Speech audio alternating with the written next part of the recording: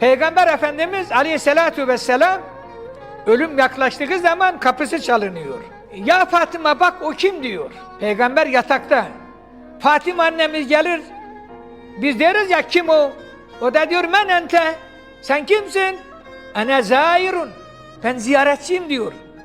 Geliyor Fatıma annemiz, ya Resulallah bir ziyaretçi var, kabul eder misin? Efendimiz yatakta. Diyor ki kızım, o gelen ziyaretçi değil, o gelen dostu dosttan ayıran, çocukları yetim koyan, hanımları dul koyan, feftahî lehu elbab, kapıyı aç gelsin. Fatıma annemiz diyor ben kapıyı açtım ama hiç kimseyi görmedim. Melek ya, gelen ölüm meleği Ezrail aleyhisselam. Kapıyı açtım, bir ses duydum. Esselamu aleyküm ya ehle beytün nübüvve ve risale. Selam size olsun ey ehli beyt ve Allah'ın Resulü. Babam dedi ve aleykesselam ya ahi ya Ezrail.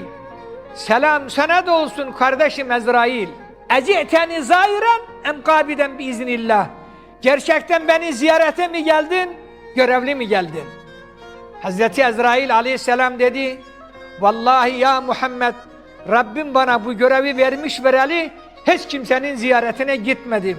Ne gittiysem ruhunu aldım götürdüm.